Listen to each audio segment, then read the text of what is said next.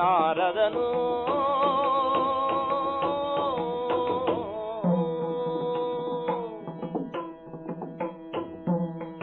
ನಾರಾಯಣ ನಾರಾಯಣ. ಮಾನವ ಲೋಕದಲ್ಲಿ ನಡೆದ ಜಿಜ್ಞಾಸೆ ಮನುಷ್ಯನ ಬಾಳಿನ ಶ್ರೇಷ್ಠತ್ವಕ್ಕೆ ಯಾವ ಶಕ್ತಿ ಶ್ರೇಷ್ಠ ಎಂದು. ಶಕ್ತಿಯೋ, ಸಿರಿಯೋ, ವಿದ್ಯೆಯೋ? ಅದಕ್ಕೆ ಉತ್ತರ ಪಡೆಯಲೆಂದೇ ನಮ್ಮಪ್ಪನ ಸತ್ಯಲೋಕಕ್ಕೆ ಹೋದರೆ ಅಲ್ಲಿ 3 ಶಕ್ತಿ ದೇವತೆಗಳು ಕಲಿತಿದ್ದರು. ಒಬ್ಬಳು ಅಲೆಯ ಮಗಳು ಲಕ್ಷ್ಮೀದೇವಿ, ಮತ್ತೊಬ್ಬಳು ಕಲೆಯ ಮಗಳು ಶಾರದಾದೇವಿ, ಇನ್ನೊಬ್ಬಳು ಮಲೆಯ ಮಗಳು ಪಾರ್ವತೀದೇವಿ. ಸುಳ್ಳ. ಮತ್ಸರ ಎನ್ನುವುದಕ್ಕೆ ಹೆಣ್ಣು ಎನ್ನುವುದು ಮತ್ತೊಂದು ಹೆಸರು. ನಾನು ಪ್ರಶ್ನೆ ಕೇಳಿದ್ದೆ ತಡ, ಪ್ರತಿಜ್ಞೆ ಮಾಡಿಬಿಟ್ರಲ್ಲ. ನಮ್ಮಲ್ಲಿ ವಾದ ಯಾಕೆ? ಸಾಕ್ಷಿಯಿಂದಲೇ ಕಾಣಿಸಿಕೊಡ್ತೇವೆ ಎಂದು. ಆವಂತಿಯ ನಗರವನ್ನೇ ಕೇಂದ್ರ ಸ್ಥಾನವನ್ನಾಗಿ ಇರಿಸಿಕೊಂಡಿದ್ದಾರೆ. ಹಾಗೆ ಆವಂತಿಯಲ್ಲಿ ಮಹಾರಾಜ ಕನಕವರ್ಮನಿಗೆ ಒಬ್ಬ ಮಗ, ಧನವರ್ಧನ ಅಂತ ಅವನ ಹೆಸರು. ಸೇನಾಪತಿ ಗೋವಿಂದ ಸೇನನಿಗೂ ಒಬ್ಬ ಮಗ, ಭುಜಬಲ ಅಂತ ಅವನ ಹೆಸರು. ಮಂತ್ರಿ ವಿನಯ ಸೇನನಿಗೂ ಒಬ್ಬ ಮಗ, ಚೈತ್ರ ತೇಜ ಅಂತ ಅವನ ಹೆಸರು. ನೋಡೋಣ, ಈ 3 ದೇವತೆಗಳ ಒಲುಮೆಯಿಂದ ಹುಟ್ಟಿದಂತಹ ಈ 3 ಮಕ್ಕಳಲ್ಲಿ ಬಲುಮೆ ಯಾರದ್ದು? ಪರೀಕ್ಷೆ ಮಾಡೋಣ.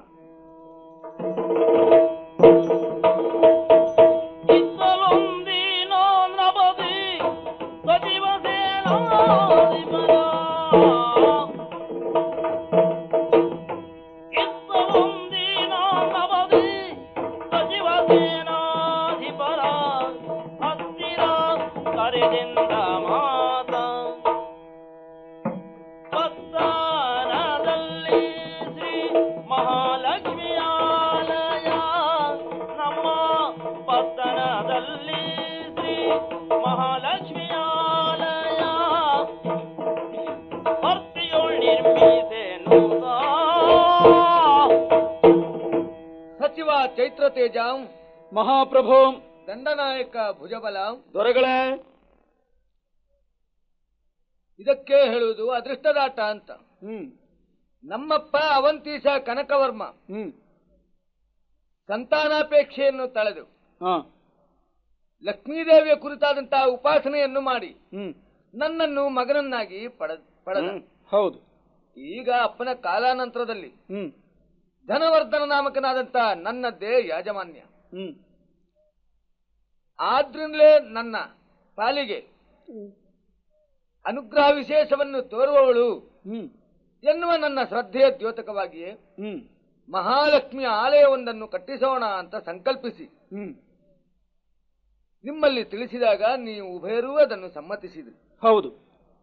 ಪರಿಣಾಮವಾಗಿ ಅಲ್ವೇ ದೇವಾಲಯಕ್ಕೆ ಸೂಕ್ತ ಸ್ಥಳವನ್ನು ಆಯ್ದುಕೊಂಡು ಅಲ್ಲಿ ಅಡಿಗಲ್ಲನ್ನು ಹಾಕಲು ಸುಗವಾಗಿ ಉತ್ಖನನವನ್ನು ನಡೆಸುವ ಹೊತ್ತಿಗೆ ನೆಲದೊಳಗಿದ್ದಂತಹ ದೊಡ್ಡ ನಿಧಿ ನಮಗೆ ಗೋಚರಿಸಿದುದು. ಹೌದು.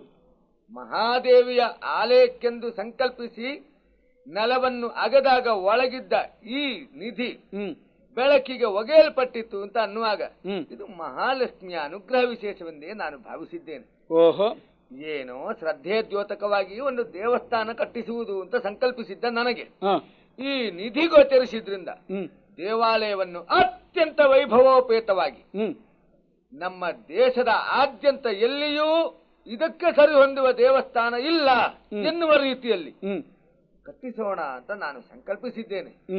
ಏನಂತೀರಿ ನೀವು? ಪ್ರಭು, ವಿಶ್ವವಿದ್ಯಾಲಯ ಒಂದ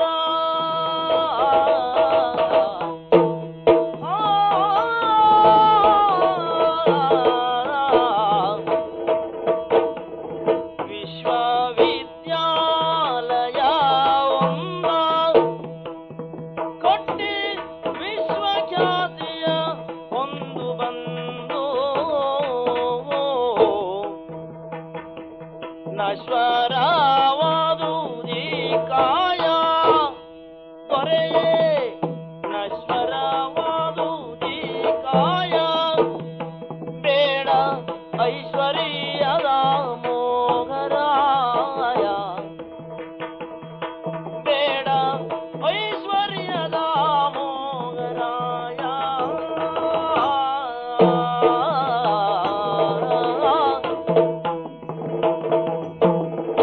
ಪ್ರಭು, ಸಚಿವಾಂ, ಅಮಿತವಾದ ಸಂಪದವೊಂದು ಪ್ರಾಪ್ತವಾಗಿದೆ. ಇದನ್ನು ಕಂಡಂತಹ ನಾವೆಲ್ಲವರು ಆನಂದ ತುಂದಿಲರಾಗಿದ್ದೇವೆ. ಆದರೆ ಏನು ದೊರೆತಂತಹ ಈ ನಿಧಿಯನ್ನು ದೇಹದ ಭೋಗಕ್ಕೂ ಅಥವಾ ಅದರ ಕುರಿತಾದಂತಹ ಅತಿವ್ಯಾಮೋಹದಿಂದಲೂ ಬಳಸಿಕೊಳ್ಳಬಾರದು ಅಂತ ನನ್ನ ಒಂದು ಕಿವಿ ಮಾತು. ಯಾಕಂದ್ರೆ ಈ ದೇಹವು ನಶ್ವರ, ಹಾಗೆ ಲಕ್ಷ್ಮಿಯೂ ಚಂಚಲೆ, ನಿಂತಲ್ಲಿ ನಿಲ್ಲುವಂತಹ ಪ್ರವೃತ್ತಿಯುಳ್ಳವಳಲ್ಲ. ಅಲೆಯ ಮಗಳು, ಅಲೆಯುತ್ತಾ ಬದುಕುವಂತಹ ಪ್ರವೃತ್ತಿಯವಳು. ಸೊಡರ ಕುಡಿಯಂ ಪೋಳ್ವಲ್ ಚಪಲೆ ಅಂತ ಹೇಳಿದ್ದು ಆ ಲಕ್ಷ್ಮಿಯ ಕುರಿತೆ. ಆ ಕಾರಣದಿಂದ ಆ ನಶ್ವರವಾದಂತಹ ದೇಹದ ಒಳಿತಿಗಾಗಿ, ಉಪಯೋಗಕ್ಕಾಗಿ ಧನವನ್ನು ವಿನಿಯೋಗಿಸುವುದಲ್ಲ. ಹಾಗೆ ಅಂತ ದೇಹವನ್ನು, ಸಂಪತ್ತನ್ನು ಕಡೆಗಣಿಸಬೇಕು ಅಂತ ಹೇಳುವುದಲ್ಲ ನಾನು.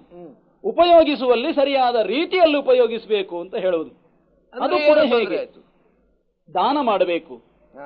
ಕೇವಲ ಹೊಟ್ಟೆಗೋ ಬಟ್ಟೆಗೋ ಅಷ್ಟೇ ಕೊಡುವುದಲ್ಲ, ಮಾನವನ ಬದುಕಿಗೆ ಬಹುಪ್ರಧಾನವಾದಂತಹ ವಿದ್ಯಾದಾನವನ್ನೇ ಮಾಡಬೇಕು.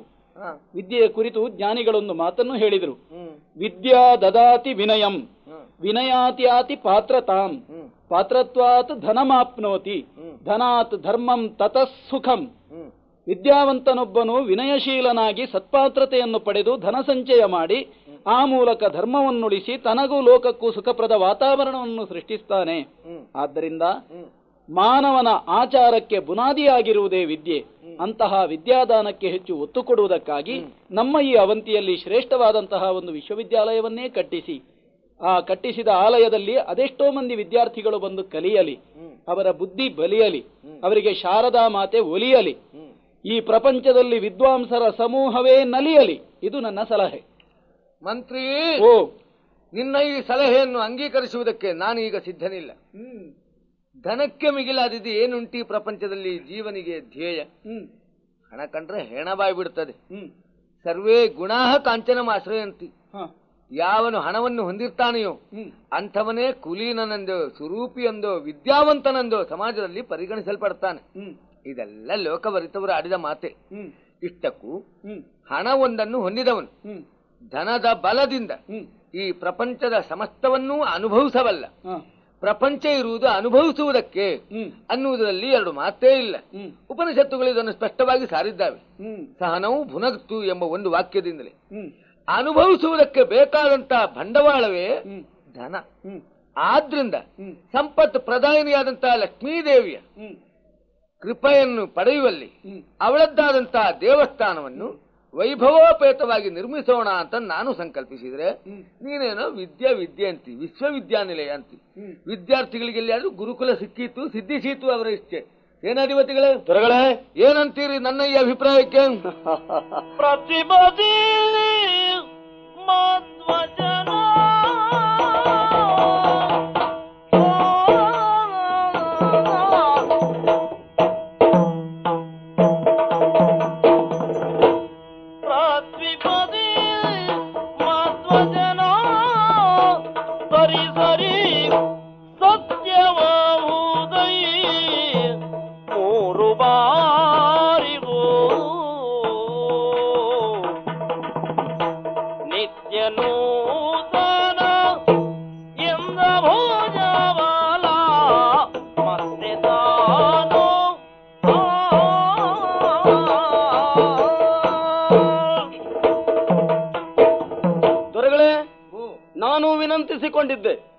ಶಕ್ತಿಯಾದಿ ದೇವತೆಯಾದಂತಹ ಪಾರ್ವತಿಯ ಮಂದಿರವನ್ನು ಕಟ್ಟೋಣ ಅಂತ ಹೇಳಿಕೊಳ್ಳುವಲ್ಲಿ ಕಾರಣ ಇಲ್ಲದೇ ಇಲ್ಲ ದೊರೆಗಳೇ.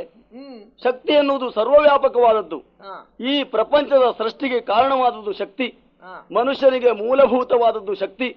ಮನುಷ್ಯ ಎಷ್ಟೇ ಅಭ್ಯಾಸ ಮಾಡಲಿ, ಹೇಳುವುದಕ್ಕಾದರೂ ಶಕ್ತಿ ಅಂತ ಬೇಕಾಗ್ತದೆ. ಎಷ್ಟೇ ಧನ ಸಂಚಯ ಮಾಡಲಿ, ಅದನ್ನು ಉಳಿಸಿಕೊಳ್ಳುವುದಕ್ಕೆ ಶಕ್ತಿ ಅಂತ ಬೇಕಾಗ್ತದೆ. ಆದ್ದರಿಂದ ಸರ್ವಶ್ರೇಷ್ಠವಾದದ್ದು ಶಕ್ತಿ. ಇದು ನನ್ನ ವೈಯಕ್ತಿಕ ಅಭಿಪ್ರಾಯದವர்களೇ. ಸೇನಾಧಿಪತಿಯಾದ ನಾನು ನಿಮಗೆ ವಿಧೇಯನಾಗಿ ವಿನಮ್ರನಾಗಿ ನುಡಿಯುವುದಿದ್ರೆ ನಿಮ್ಮ ನೆಲೆಯಲ್ಲಿ ನೀವು ಹೇಳಿದ್ದೆ ಸರಿ ದೊರೆಗಳೇ. ನಮ್ಮ ಸಮ್ಮತಿ ಉಂಟು ಅದಕ್ಕೆ. ದಂಡನಾಯಕರ ದೊರೆಗಳೇ, ಶಕ್ತಿ ಎಂಬುದು ಸ್ವತಂತ್ರವಾದದ್ದೇನೂ ಅಲ್ಲ. ಯಾರ ಶಕ್ತಿ, ಯಾವುದರ ಶಕ್ತಿ ಎನ್ನುವುದರಿಂದ ಉತ್ತರ ನಿರ್ಣಯಿಸಲ್ಪಡುವುದು ತಾನೆ.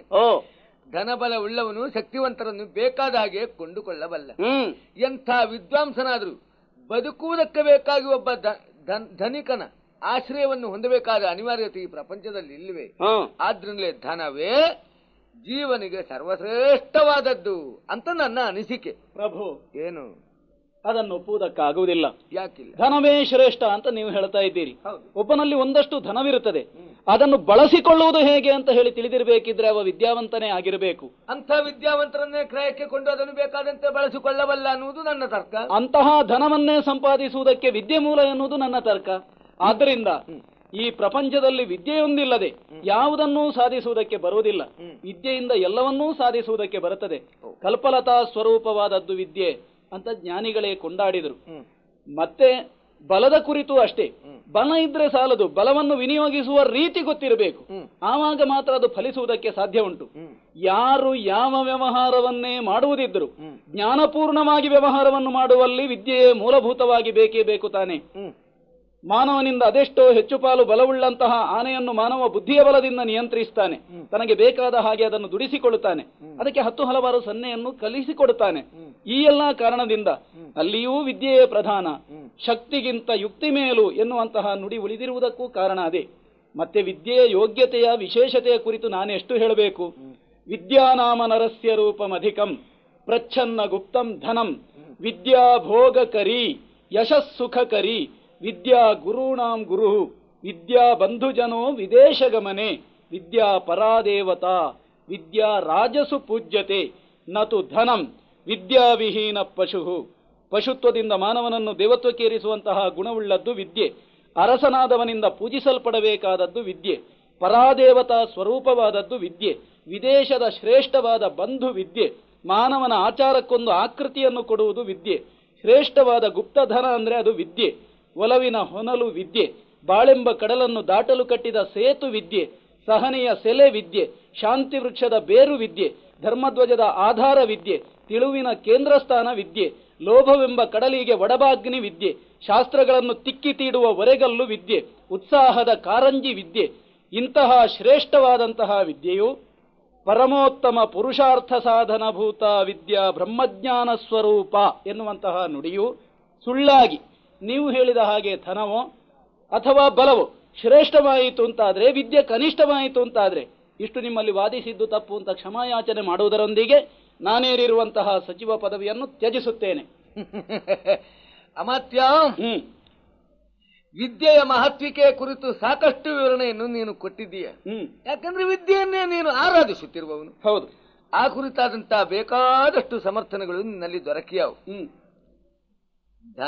ಧನವನ್ನು ಅನುಗ್ರಹಿಸಬಹುದಾದ ಲಕ್ಷ್ಮೀದೇವಿಯ ಪ್ರಸಾದ ವಶದಿಂದ ಹುಟ್ಟಿಕೊಂಡಿರಬಹುದಾದ ನನ್ನಂಥವನ ದೃಷ್ಟಿಗೆ ಧನವೇ ಶ್ರೇಷ್ಠವಾಗಿ ಕಾಣಿಸುವುದರಲ್ಲಿ ತಪ್ಪೇನೂ ಇಲ್ಲವಲ್ಲ. ನಿಮ್ಮ ದೃಷ್ಟಿಕೋನ ಹಾಗೆ. ಆದರೆ ಲೋಕದಲ್ಲಿ ಯಾವುದು ಶ್ರೇಷ್ಠ ಎಂಬ ಜಿಜ್ಞಾಸೆ ಈಗ ತಾನೇ ಮೂಡಿರುವುದು. ನೀನನ್ನಂತೆ ವಿದ್ಯೆಯೇ ಸರ್ವತ್ರ ಶ್ರೇಷ್ಠವಾದುದು ಎಂಬ ಸತ್ಯ ನನ್ನ ಅವಗಾಹನೆಗೆ ಬಂದದ್ದಾದ್ರೆ, ನಾನು ದೊರೆ ನೀನು ಮಂತ್ರಿ ಎಂಬ ತಾರತಮ್ಯವನ್ನೂ ಮರೆತು ನಿನ್ನ ಕಾಲಿಗೆ ಎರಗುತ್ತೇನೆ. ಮೇಲಾಗಿ ಕನಕಾಭಿಷೇಕವನ್ನೇ ನಿನ್ನ ಪಾಲಿಗೆ ಕಲ್ಪಿಸಿ ಕೊಡ್ತೇನೆ. ಇದು ಪಂಥ. ಹೌದು ದೊರೆಗಳೇ, ನಾನು ಪ್ರತಿಜ್ಞೆ ಮಾಡುವುದಿಲ್ಲ. ಪಂಥಕ್ಕಾಗಿ ಪೀಠವನ್ನು ಕಳೆದುಕೊಳ್ಳುವ ಜಾತಿಯಾದ ನಾನು. ಆದ್ದರಿಂದ ಪೀಠದಲ್ಲೇ ಇದ್ದು ಏನಾದರೂ ಸಾಧನೆ ಮಾಡ್ಲಿಕ್ಕೆ ಆಗ್ತದೆ ನೋಡ್ತೇನೆ. ಒಳ್ಳೆಯದಪ್ಪ. ಹಾಗಾದ್ರೆ ದೇವಾಲಯದ ಕಾರ್ಯವನ್ನಂತೂ ಮುಂದುವರೆಸ್ತೇನೆ. ಆ ರೀತಿ ಸರಿ. ರಾಜ ವಿರಾಜ ಶ್ರೀ ರಾಜೇಂದ್ರ ಚೋಳ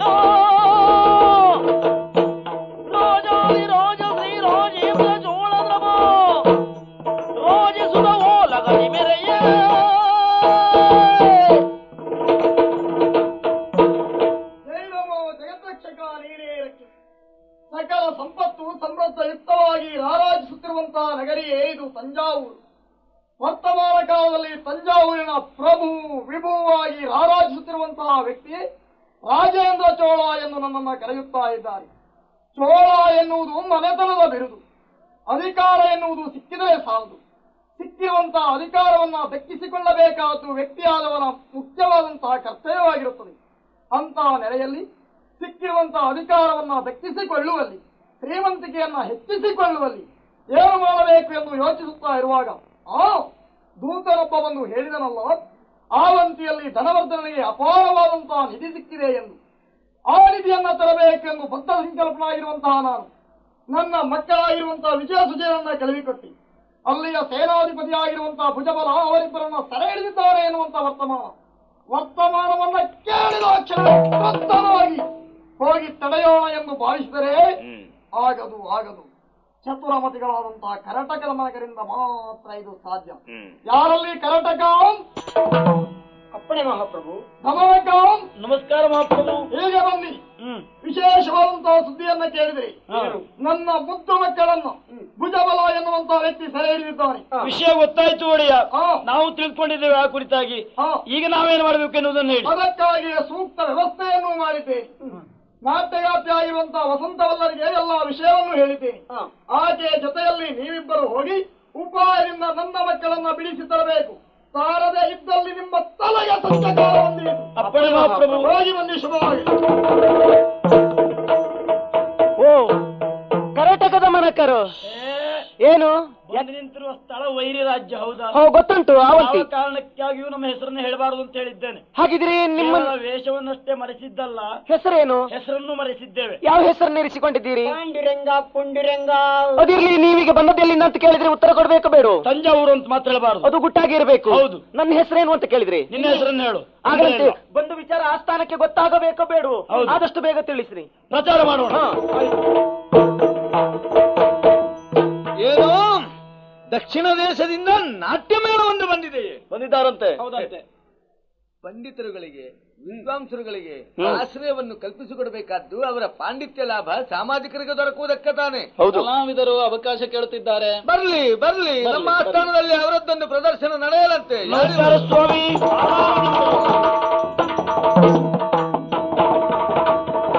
ನೀವು ಕಲಾಮೇಳದವರು? ಹೌದೌದು. ಪ್ರಾರಂಭವಾಗಲಿ ನಿಮ್ಮ ನಾಟ್ಯ.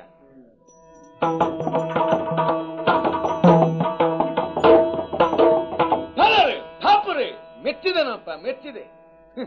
ಗಂಧರ್ವ ಲೋಕವನ್ನೇ ಎಳೆದು ತಂದು ಇಳೆಗೆ ಇಳಿಸಿದಂತ ನಾಟ್ಯ ವೈಭವವನ್ನ ನೀವು ಪ್ರತಿಪಾದಿಸಿಕೊಟ್ಟಿರಿ. ನಿಮ್ಮ ನಾಟ್ಯಗಾತಿಯನ್ನಂತೂ ಅವಳ ನಾಟ್ಯವನ್ನು ಕಾಣುವವರು ಮೈಯೆಲ್ಲ ಕಣ್ಣಾಗದೆ ಹೋಯ್ತಲ್ಲ ಅಂತ ಪಶ್ಚಾತ್ತಾಪ ಪಡುತ್ತಿದ್ದುದನ್ನು ನಾನು ಗಮನಿಸುತ್ತಿದ್ದೆ. ಅಲ್ಲ, ಯಾರಲ್ಲಿ? ಅರಮನೆಯ ಭಂಡಾರದ ಕಡೆಯಿಂದ ಆ ನಾಟ್ಯ ಮೇಳದ ಕಲಾವಿದರುಗಳಿಗೆಲ್ಲ ಸಮುಚಿತವಾದ ಏನು ಸಚಿವ ನಾಟ್ಯದ ಪ್ರದರ್ಶನವನ್ನು ಮಾಡುತ್ತೇವೆ ಅಂತ ಅವಕಾಶ ಕೇಳಿದ್ರು. ಬಡ ಕಲಾವಿದರು ನಾವು ಅಂತ ಕೇಳಿಕೊಂಡ್ರು. ಈಗ ನೋಡಿದ್ರೆ ಆ ಶಬ್ದವೇ ಸರಿಯೋ ಅಂತ ನನಗೆ ಅನ್ನಿಸ್ತದೆ. ಅಂದರೆ ಕಲೆಗೆ ಅವರಲ್ಲಿ ಬಡತನ ಬಂದಿದೆ. ಇಲ್ಲದೆ ಇದ್ರೆ ಈ ಸಭೆಯಲ್ಲಿ ಒಂದಷ್ಟು ಚೇಷ್ಟೆಯನ್ನು ಮಾಡಿದ್ರು ಎನ್ನುವುದನ್ನು ಬಿಟ್ರೆ ಮತ್ತೇನು ಇದು ನಾಟ್ಯವೋ? ಅಲ್ವೇ ಅಲ್ಲ. ಕೈಕಾಲುಗಳನ್ನು ಕುಲುಕಿಸಿಕೊಂಡ ಮಾತ್ರದಿಂದ ಅದು ನಾಟ್ಯ ಅಂತ ಆಗುವುದಿಲ್ಲ. ನಾಟ್ಯ ಎನ್ನುವುದಕ್ಕೊಂದು ಶಾಸ್ತ್ರೀಯತೆ ಇದೆ. ಆ ರೀತಿಯಲ್ಲಿ ನಡೆದರೆ ಮಾತ್ರ ಅದನ್ನು ನಾಟ್ಯ ಅಂತ ನಾವು ಕೊಂಡಾಡುವುದಕ್ಕೆ ಸಾಧ್ಯ. ಇದು ಚೇಷ್ಟೆ, ಇದಕ್ಕೆ ಬಹುಮಾನ ಕೊಡಬೇಕಾಗಿ ಇಲ್ಲ. ನೃತ್ಯ ಲಕ್ಷಣ ಕೇಳಲು, ನೃತ್ಯ ಲಕ್ಷಣ ಕೇಳಲು ಮಾತುಗಳ ಶಾಸ್ತ್ರ ಬರ್ತೇನಿಟ್ಟಳು. ಉತ್ತರಿಸಿ ಚೈತ್ರನೆಲ್ಲ ಒಲ್ಲರಿಯು ತತ್ತರಿಸಿ ನಿಂತಳಲ್ಲ. ನಾಟ್ಯದಲ್ಲಿ ಊರು ಉಂಟು ಅಂತಾರೆ. ಈ ಕ್ಷಣದಿಂದ ನಾನು ಕೊನೆ ಉಸಿರು ಎಳೆಯುವ ಪರ್ಯಂತ ನಿಮ್ಮ ಜೀವನರಾಶಿಯಾಗಿ ಇರುತ್ತೇನಂತೆ. ನಮ್ಮಲ್ಲಿಗೆ ಅವಕಾಶ ಕೇಳುವುದಕ್ಕೆ ಬಂದಂತಹ ನೀನು ಪ್ರತಿಜ್ಞೆಯನ್ನೇ ಮಾಡಿಬಿಟ್ಟಿಯ. ಹೌದು. ಪ್ರತಿಯಾಗಿ ನನ್ನ ಪ್ರತಿಜ್ಞೆ ಇದೆ. ಎಲ್ಲಿಯಾದರೂ ನನ್ನ ನುಡಿ ಸುಳ್ಳಾಗಿ ಹೋಯಿತು ಅಂತಾದ್ರೆ, ನೀನು ಮಾಡಿದಂತಹ ನಾಟ್ಯ ಸರಿಯಾದದ್ದು ಅಂತ ಆಗಿ ಹೋದ್ರೆ, ನನಗೆ ಈ ವಿದ್ಯೆಯನ್ನು ಹೇಳಿಕೊಟ್ಟಂತಹ ಗುರುಗಳಿಗಷ್ಟೇ ಅಲ್ಲ, ನಾನು ಅನನ್ಯವಾಗಿ ನಂಬಿರುವಂತಹ ಶಾರದಾ ಮಾತೆಯ ಪದಾರವಿಂದಕ್ಕೆ ದ್ರೋಹ ಮಾಡಿದಂತಹ ಒಬ್ಬ ಪಾಪಿಗೆ ಬರುವಂತಹ ನಿಕೃಷ್ಟ ಸ್ಥಿತಿ ಗತಿ ನನಗೆ ಬರಲಿ. ಈ ರೀತಿಯಾದ ಪ್ರತಿಜ್ಞೆ ಇಲ್ಲಿ ನಮ್ದು ಒಂದು ಶಾಪಾತ ಉಂಟು. ಏನು? ಇವಳ ನಾಟ್ಯದಲ್ಲಿ ನೀವು ದೋಷೆಯನ್ನು ತೋರಿಸಿಕೊಟ್ಟದ್ದೇ ಹೌದಾದ್ರೆ ತಡಿಯಪ್ಪ, ಅದು ನಾಟ್ಯದಲ್ಲಿ ದೋಷ ಅಲ್ಲ, ದೋಷ. ಅದೇ ಹಾ. ತೋರಿಸಿಕೊಟ್ಟದ್ದೇ ಹೌದಾದ್ರೆ ಹ್ಮ್. ಇವತ್ತಿನಿಂದ ನಾನು ತಂಗಳನ್ನ ಊಟ ಮಾಡುವುದನ್ನೇ ಬಿಡ್ತೇನೆ. ಅಷ್ಟೇ ಅಲ್ಲ, ನನ್ನದ್ದು ಉಂಟು. ಏನು? ಇವಳ ನಾಟ್ಯದಲ್ಲಿ ಏನಾದ್ರೂ ಹೆಚ್ಚು ಕಡಿಮೆ ಕಾಣಿಸಿಕೊಟ್ರಿ ಅಂತಾದ್ರೆ ಇವತ್ತಿನಿಂದ ನನ್ನ ಮೈಯುಜ್ಜೆ ಸ್ನಾನ ಮಾಡುವುದಿಲ್ಲ. ಒಟ್ಟಿನಲ್ಲಿ ಒಂದು ಪ್ರತಿಜ್ಞೆ ಮಾಡಿಕೊಂಡಿದ್ದೀರಿ. ಹಾಗಾದ್ರೆ ಇನ್ನೊಮ್ಮೆ ಅವಕಾಶ ಉಂಟು ಅಂತ ಆಯ್ತು. ಹೌದು. ಪ್ರಾರಂಭಿಸಬಹುದೇ? ಓಹೋ, ಧಾರಾಳ. ಪ್ರಶ್ನೆ ಪ್ರಶ್ನೆ ಶುರು ಮಾಡು, ಪ್ರಶ್ನೆ. ಆಯ್ತಲ್ಲ, ನಾಟ್ಯದಲ್ಲಿ ಸೋತೆ. ಹ್ಮ್ ಸೋತ ಮಾತ್ರಕ್ಕೆ ಇಷ್ಟಕ್ಕೆ ಬಿಡುವುದಿಲ್ಲ ನಿಮ್ಮನ್ನು. ಹ್ಮ್ ಇನ್ನೂ ಉಂಟು, ಕೆಲವು ಪ್ರಶ್ನೆಗಳನ್ನು ಕೇಳ್ತೇನೆ. ಒಳ್ಳೇದು, ನೋಡೋಣ, ಕೇಳು. ನಾಟ್ಯಶಾಸ್ತ್ರದ ಕುರಿತಾಗಿ. ಹ್ಮ್ ಪ್ರಪ್ರಥಮ ನಾಟ್ಯಶಾಸ್ತ್ರದ ಉಗಮ ಹೇಗೆ? ಒಳ್ಳೆ ಗಟ್ಟಿ ಪ್ರಶ್ನೆ ಕೇಳು ಅಂತ ಹೇಳಿದ್ರೆ ಇಷ್ಟು ಲಘುವಾಗಿದ್ದೇನೆಲ್ಲ ಕೇಳುದ? ಇದಕ್ಕೆ ಸಾಮಾನ್ಯವಾದಂತ ಒಂದು ಮನುಷ್ಯ ಹುಡುಗನೂ ಉತ್ತರಿಸುವುದಿಲ್ವೇ? ಹೌದೇನಪ್ಪ? ಏನು ಮನುಷ್ಯ ಹುಡುಗ ಉತ್ತರಿಸ್ತಾನೆ, ನೀನು ಉತ್ತರಿಸ್ತೀಯ? ಏನು ಉತ್ತರಿಸದೆ? ನೋಡೋಣ, ಉತ್ತರ ಕೊಡು. ವಿಷಯ ಯಾವುದು? ವಿಷಯವೇ ನಿನಗೆ ನೆನಪಿಲ್ಲ, ಮತ್ತೆ ನೀನು ಉತ್ತರ ಕೊಡುವುದೆಂತದು? ಅಲ್ಲ, ನಾಟ್ಯಶಾಸ್ತ್ರದ ಉಗಮ ಹೇಗೆ ಅಂತ. ಈಗ ಅದರ ಬಗ್ಗೆ ನಾವು ಚರ್ಚೆ ಮಾಡುದಾ? ಹೌದು. ನಾಟ್ಯಶಾಸ್ತ್ರದ ಉಗಮ ಅಂತ ಹೇಳಿದ್ರೆ ನಾಟ್ಯಗಾರ್ತ್ಯ ಸೊಂಟ ಗಟ್ಟಿ ಇರ್ಬೇಕು. ಸಾಯ್, ಇದು ಒಂದು ಉತ್ತರ ನಿನ್ನದಲ್ವೇ? ಹೇಗೆ? ಒಟ್ಟಿನಲ್ಲಿ ಒಂದಷ್ಟು ಏನೋ ಹೇಳಿಬಿಟ್ಟಿ. ನಾಟ್ಯಶಾಸ್ತ್ರದ ಉಗಮ ಹೇಗೆ ಎನ್ನುವುದಕ್ಕೆ ಶಾಸ್ತ್ರೀಯವಾದ ಉತ್ತರವನ್ನೇ ಕೊಡಬೇಕು. ನಾಟ್ಯಶಾಸ್ತ್ರದಲ್ಲಿ ಪರಿಣತರಾದವರೇ ಕೊಡಬೇಕು. ಋಗ್ವೇದದಿಂದ ಸಾಹಿತ್ಯವನ್ನು, ಯಜುರ್ವೇದದಿಂದ ಅಭಿನಯವನ್ನು, ಸಾಮವೇದದಿಂದ ಗಾಯನವನ್ನು, ಅಥರ್ವಣ ವೇದದಿಂದ ರಸವನ್ನು ಗ್ರಹಿಸಿ ಮಾಡಿದಂತಹ 5ನೇ ವೇದವೇ ನಾಟ್ಯಶಾಸ್ತ್ರವು. ಮುಗಿಯಲಿಲ್ಲ, ಇನ್ನೂ ಉಂಟು. ಏನು? ಉತ್ತಮ ನಟನ ಲಕ್ಷಣ ಏನು? ಏನಪ್ಪ? ನಟನ ಲಕ್ಷಣ ಕುರಿತಾಗಿ ವಿದ್ಯಾವಂತರಾದ ನೀವು ಹೇಳ್ಬೇಕಾ, ಬುದ್ಧಿವಂತನಾದ ನಾನು ಹೇಳ್ತೇನೆ? ನೋಡೋಣ, ಹೇಳು. ನಟನಾದವನು ಸದಾ ವಿಟನಾಗಿರಬೇಕು. ಸಾಯ್, ಬಹುಶಃ ನಿನ್ನ ಅನುಭವ ಆಗಿರ್ಬೇಕು. ಇಲ್ಲದೇ ಇದ್ರೆ ಇದೋ ಉತ್ತರ. ಹಾಗಲ್ಲ, ಉತ್ತಮನಾದಂತಹ ನಟನೋರ್ವನು ಸ್ಫುರದ್ರೂಪಿಯಾಗಿರಬೇಕು, ವಾಗ್ಮಿಯಾಗಿರಬೇಕು, ಪಂಡಿತನಾಗಿರಬೇಕು, ಕುಲಾಂಗನ ಸುತನಾಗಿರಬೇಕು, ಭರತನಾಟ್ಯಶಾಸ್ತ್ರ ಪ್ರವೀಣನಾಗಿರಬೇಕು, ಆರೋಗ್ಯವಂತನೂ ದೃಢಕಾಯನೂ ಆಗಿರಬೇಕು, ಇಂಪಾದ ಶಾರೀರವುಳ್ಳವನಾಗಿರಬೇಕು. ಇಷ್ಟು ಲಕ್ಷಣ ಬೇಕವನಲ್ಲಿ. ಇನ್ನೂ ಉಂಟು. ಏನುಂಟು? ನರ್ತನದಲ್ಲಿ ಎಷ್ಟು ವಿಧ? 3 ವಿಧ. ಯಾವ್ಯಾವುದು? ನೃತ್ಯ, ನಾಟ್ಯ ಅಂತ. ನೃತ್ಯ ಅಂದ್ರೆ ಏನು? ತಾಳಲಯಾನ್ವಿತಂ ನೃತ್ತಂ. ನೃತ್ಯ ಅಂದ್ರೆ? ಭಾವಾಶ್ರಯಂತು ನೃತ್ಯಂ. ನಾಟ್ಯ ಅಂದ್ರೆ? ಅವಸ್ಥಾನುಕೃತಿ ನಾಟ್ಯಂ. ನಿನ್ನ ಪ್ರಶ್ನೆ ಮುಗಿಯಿತಲ್ಲ, ಇನ್ನು ನಾನು ಕೇಳುತ್ತೇನೆ. ಈ ನಾಟ್ಯದ ಕುರಿತು ತಿಳುವಳಿಕೆ ಇದ್ದಂತಹ ನೀನು ತಾಳದ ಕುರಿತು ಪರಿಣಿತಳಾಗಿರಬೇಕು ತಾನೆ? ತಾಳದ ಕುರಿತು ಕೇಳುತ್ತೇನೆ. ತಾಳದಲ್ಲಿ ತ್ರಿಶ್ರ ಗತಿ ಅಂದ್ರೆ ಯಾವುದು? ಚತುಶ್ರ ಗತಿ ಅಂದ್ರೆ ಯಾವುದು? ಖಂಡ ಅಂದ್ರೆ ಯಾವುದು? ಸಂಕೀರ್ಣ ಅಂದ್ರೆ ಯಾವುದು? ಉತ್ತರಿಸು ನೋಡೋಣ. ನಟಿಯೋ ನಟನೋ ವೇದಿಕೆಯಲ್ಲಿ ಆಡುವಂತಹ ಮಾತಿಗೆ ಶೈಲಿಗಳೆಷ್ಟು? ಆಹಾರ್ಯಾಭಿನಯ ಅಂದರೆ ಏನು? ನೋಡು, ಉತ್ತರಿಸು. ಮಂತ್ರಿಗಳೇ, ಸೋತೆ. ನನ್ನ ಸೋಲನ್ನು ನಾನು ಪ್ರಾಮಾಣಿಕವಾಗಿ ಒಪ್ಪಿಕೊಳ್ಳುತ್ತಿದ್ದೇನೆ. ನಿಮ್ಮ ಚರಣದಾಸಿಯಾಗಿ ಬದುಕುತ್ತೇನೆ ಮಾಡಿದ ಪ್ರತಿಜ್ಞೆಯಂತೆ. ಹಾಗೆ ಇನ್ನು ನಿಮಗೇನು ಚಟ ಉಂಟ ಉತ್ತರಿಸುವುದು? ಅಲ್ಲಲ್ಲೂ ಪ್ರಶ್ನೆ ಕೇಳ್ತೇನೆ. ನಿಮಗೆ ಧೈರ್ಯ ಇದ್ರೆ ನಮಗುಂಟು. ಹೌದಾ? ಧೈರ್ಯವಾಗಿ ಕೇಳ್ತೇನೆ. ಹೌದೇನಪ್ಪ? ನೀನು ಈ ಕೂಟದಲ್ಲಿ ಗಾಯಕ ತಾನೆ? ಎಲ್ಲರೂ ಹಾಗೆ ಹೇಳ್ತಾರೆ. ಗಾಯಕನಾದಂತಹ ನಿನಗೂ ತಾಳದ ಬಗ್ಗೆ ಪರಿಚಯ ಇರಬೇಕು, ಅನುಭವ ಇರಬೇಕು ತಾನೆ? ನಿನ್ನಲ್ಲೊಂದು ಪ್ರಶ್ನೆ ಕೇಳ್ತೇನೆ. ಏನು? ತಾಳದಲ್ಲಿ ಮಾತ್ರಾಕಾಲ ಅಂದ್ರೆ ಯಾವುದು? ಬೆಳಿಗ್ಗೆ, ಮಧ್ಯಾಹ್ನ ಹಾಗೂ ಸಾಯಂಕಾಲ ತ್ರಿಕಾಲಕ್ಕೆ ತೆಗೆದುಕೊಳ್ಳುವ ಮಾತ್ರೆಯ ಕಾಲವೇ ಮಾತ್ರಾಕಾಲ ಅಂತ ನಿನ್ನಂತಹ ಯಾವನೋ ಒಬ್ಬ ಪಾಮರನಿಗೆ ಹೇಳಬಹುದು, ವಿದ್ವಾಂಸರ ಸಭೆಗೆ ಆಗುವುದಿಲ್ಲ. ನೋಡು, ಆ ಕಡೆಯಲ್ಲಿದ್ದಂತಹ ನಿರ್ಣಾಯಕರದು ತಪ್ಪು ಅಂತ ಸೂಚಿಸ್ತಾ ಇದ್ದಾರೆ. ತಪ್ಪಾದ್ರೆ ವಿಷಯ ಬಿಡುವ, ಅದ್ರ ಬಗ್ಗೆ ವಾದ ಇಲ್ಲ. ನೋಡು, ನಿನಗೊಂದು ಉತ್ತರಿಸುವಂತಹ ಚಟ ಉಂಟಲ್ಲ. ನೋಡೋ, ಏನು ಹೇಳಿ? ಸರಿಯಾದ ಉತ್ತರ ಕೊಡಬೇಕು. ನೀವು ಸರಿಯಾದನ್ನೇ ಕೇಳಿ, ಆವಾಗ ಸರಿಯಾದ್ದನ್ನೇ ಉತ್ತರಿಸ್ತೀಯಲ್ಲ. ಓ, ಛಂದಪದ ಅಂದರೇನು? ಚಂದಪದ ಅಂತ ಹೇಳಿದರೆ ಚಂದವಾದ ಹುಡುಗಿ ಬರೆದ ಪದವೇ ಚಂದಪದ. ಸಾಯ್, ಇದೊಂದು ಪಾಮರ ರಂಜನೆಗೆ ವಿಷಯವಾದೀತು. ಬಿಡು, ನಿಮ್ಮೀರುವರ ಉತ್ತರ ಇದ್ದು ಪ್ರಯೋಜನ ಇಲ್ಲ. ಅಂತೂ ಆಸ್ಥಾನದಲ್ಲಿ ನಡೆದ ವಿದ್ಯಮಾನಗಳಲ್ಲಿ ನೃತ್ಯಶಾಸ್ತ್ರದ ಕುರಿತಾದಂತಹ ಪೂರ್ಣ ಪರಿಣತಿಯನ್ನು ಹೊಂದಿರದೇ ಇರುವ ನಾನು ಆ ಕುರಿತಾದ ಪರಿಣತ ಪಂಡಿತರುಗಳನ್ನೇ ನಿಯೋಜಿಸಿದ್ರಿಂದ ಅವರಿತ್ತ ತೀರ್ಮಾನದ ಮೇರೆಗೆ ಆಕೆ ಸೋತವಳು ಎನ್ನುವುದು ಸ್ಪಷ್ಟವಾಯಿತು. ಹೌದು, ಸೋತಂತ ಆಕೆಗೆ ನನ್ನ ಸೂಚನೆ ಇಷ್ಟೇ. ಆಡಿದ ಮಾತಿನಂತೆ ನಮ್ಮ ಸಚಿವರ ಆಶ್ರಯವನ್ನು ಹೊಂದಿರುವುದು ವಿಹಿತ. ಪಾಂಡುರಂಗ, ಅವಳನ್ನೇ ನಂಬಿಕೊಂಡು ಬಂದು ನಾವು ಕೆಟ್ಟಾಯ್ತು. ಆದ್ರೆ ಒಂದು ಸೂಕ್ಷ್ಮ ಗ್ರಹಿಸಿದ್ದೇನೆ. ಸೇನಾಪತಿ ನರ್ತನ ಆಗಾಗ ಅವಳ ಮೇಲೆ ಕಣ್ಣಿಟ್ಟಿದ್ದ. ಇದೇ ಸಂದರ್ಭ ಬಳಸ್ಕೊಳ್ಬೇಕು. ಅವನನ್ನೇ ಮೊರೆ ಹೊಕ್ಕಿ ಮಕ್ಕಳನ್ನು ಬೆಳೆಸ್ಕೊಂಡು ಹೋಗ್ಬೇಕು. ಆಯ್ತು. ಬಂದವರ ಸ್ವಾಗತಿಸಿದ